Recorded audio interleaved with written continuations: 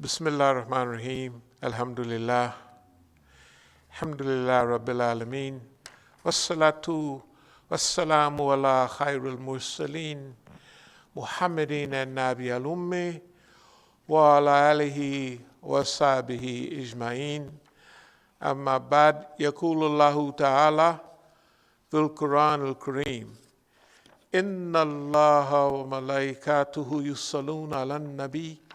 يا أيها الذين آمنوا صلوا عليه وسلموا تسليما اللهم صل على سيدنا مولانا محمد صلى الله عليه وسلم.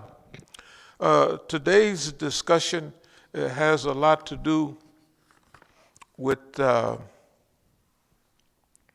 if everybody saw that new movie on Chairman Fred Hampton, and so he was martyred in 69, I think. He has, I've done several programs with his son, Chairman Fred. He's relatively popular on the speaking circuit around the country for people that know him. And now this movie makes him even a lot more, in demand. When I look on the internet, he's automatically more in demand. But remember, here we have a certain approach, and we had been doing what we regularly do. We're always moving forward one way or another at a certain speed, but now we've went into a whole new cycle as of recently. We'll be on the road, and we'll be on the road a lot. We'll start just right around here over at Howard, over at, what is that, the Black University, and there's Bowie, and then there's the other. What about over in Baltimore? There's a Morgan. That used to be a BSU, right? Morgan State. HBC. Okay. Well, that's our target, and I'll give you the reason that that's our target. Is because that's what we was waiting on. We got the message, we got everything. But when they came out with this new movie on Chairman Fred, it was a continuation of take them back to that period. Take them back to the period where there's no answers. And anytime there is some answers, like if Martin Luther King moved to Chicago in 1968, based on economic, possibilities, right? And when he did that, that's when he jumped up. He didn't jump up dead, but that's when he was martyred. Okay, so it's something that they don't like. He did two things in his time. Riverside Baptist Church, Why I Oppose the War in Vietnam. And I've been looking for 30 years, 45 years, Martin Luther King's speech on Palestine. He gave a speech on Palestine, and the black church, or the Sunday program in Kansas City that was religious orientated, played Martin Luther King's speech in 1975 or 6. And I heard it. I said, man, that brother is deep on Palestine. It was the same thing any other activist would say about Palestine. And I've been looking for it. I was at Berkeley. I tried and nobody had it. Nobody had it. What happened was, when they played it on that radio station, all the Zionists in the area swooped on that And that must have been one of 2 or 3 copies, and they must have swooped it up and, oh, by the way, who has any more copies of this? And they told them, well, I got it from so-and-so. So they knocked that boy over. They knocked it over. I know they found some old Dr. Martin Luther King lectures in '64 when he was talking about Mandela and all of those people. Okay. You remember maybe 2-3 years ago they found some WPFW was playing. Okay. Well, anyway.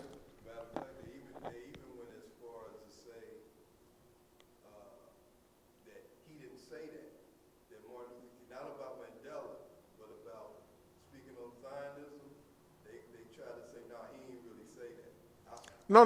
I heard it myself. The whole penitentiary heard it because, yeah. No, I'm just saying. Yeah. Because, I heard, I went looking for speeches of Malcolm on Zionism Right. and Martin Luther King. Right. And then when you read certain literature, it'll say, oh no, that was like a myth. Like he really didn't mean that, or Well, I could have heard it. It's just the whole Kansas City area and the penitentiary. We just all happened to hear it. It was his words. It was Dr. King. But anyway, see, we live in a unique time. So who is your target? Who's the target of the people? You can imagine we've tried everybody in this process. And there's always been a process of trying to divert you in this way, divert you in that way. So wherever you're headed, they don't want you to hit that target. Okay? Because we done talked about waiting for a sign for years. And a sign during this period, because say for the last 10 years or what have you, we've been moving, but we've been moving not in a dynamic way. We've been misleading. We've been playing around. Well, not playing, because for us, if we playing around, it's deadly for them. So we've been moving forward, but we was waiting, not waiting, but we was expecting. That's is a signal on which way to go. And it's, those signals, when you get it, you say, oh, that's it, that's fine. But when you get it, you know. And that movie about Judas, the Negro, that's as old a story as you're going to find. And it's one of the most well-known stories. Okay. And they've got clips of it. They got, when you actually start looking up Chairman Fred, you find what he said about the SDS, Student for a Democratic Society, that they was off base, and you know what I mean? And this, he was on the money. He was on the money, so we can see why it was necessary to get rid of him. But why is it all of a sudden such a big deal to pump out J. Edgar Hoover and have a big star playing J. Edgar Hoover and all that? It's because the same myth. Is that cool air coming out of there or hot air? Yeah, but anyway, look at what's going on. A generation, is that warm or cool? That generation right now, you got to look at the generation right now. They got a whole new generation of young black people that are swallowing that up. Although it's good film and they're showing what happened, But remember, it takes you away from the future and take you back to the past. We talked about that for forever. Always focusing back there. Keep them back in the past, right? Keep them unorganized. So if the people, no matter how organized and developed they are, think about all the things that we've just seen in our time in the last few. Think about the Black Lives Matter. That's the biggest hoax in world history. And remember, our Iranian friends was trying to tell us, wanted us to say different. Oh, how wonderful. I said, look, man. I mean, I had to really, the second visit from a friend of mine from there, he came, he had his notebook and everything. We met down there in Fort DuPont Park, I guess. When you drive through the middle, there's a garden over here, and then you go that way. Well, we parked down there in that picnic area. We talked for hours. And every now and then he would close his book up, his notebook up, because I was not saying what he wanted me to say. And I actually got very firm after a while. I said, forget about that being valuable. That's misguidance. Those are good people. But the ones that are sending them, they're sending them in the wrong direction. In fact, remember we had the police stop us down there and do that video. You still got that on? Okay, we got that. We got what we was doing down there at front of the Congress. And remember the police, the black police that drove by and gave us salam, they didn't have no frown on their face or nothing. You know what I mean? It's as though they knew something and they were saying, yeah, do you remember the look on their face? They wasn't like, yeah, you're troublemakers, that type. There wasn't none of that.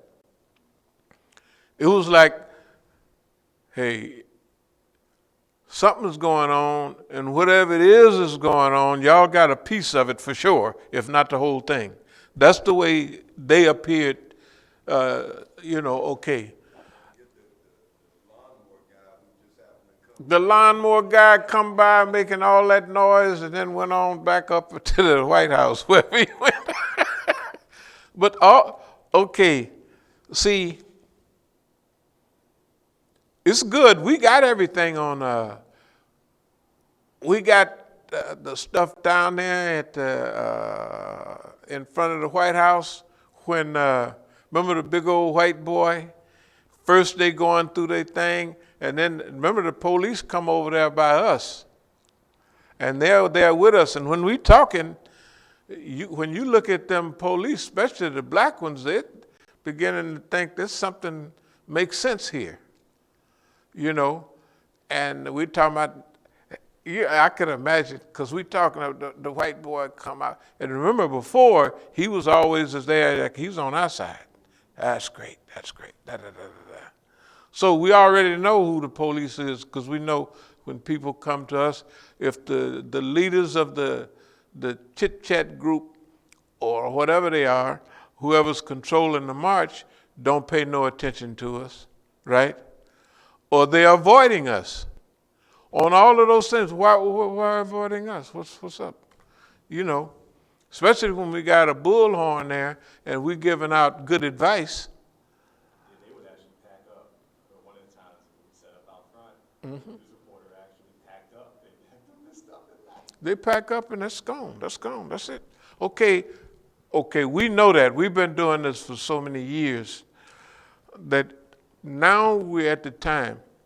It's like if we were to bring out this old flyer right here. You remember this one? Up here we say, Major Nadal Hassan, victimized, human target of modern science fiction style psychological warfare. We had said very clearly that this guy was treating the people coming back from Iraq. And the government know what they're doing. They're going to send him all the the super basket cases. And they're going to be telling him stuff like, yes, I stuck my rifle in this woman's vagina and blew her head off. You know what I mean? What's going to happen to him? He couldn't take it. After a while, no matter what level of his Islam was, this stuff grew and grew, and they set him up. That's why we call it, this is science fiction management stuff that y'all did to him. He's a victim. Or you got a dumb army. Who would be stupid enough to put a Palestinian in part of the cycle stuff coming back? And he's a Palestinian. Right? He's the same religion as they are, the same basic racial characteristics. And he would have to be the biggest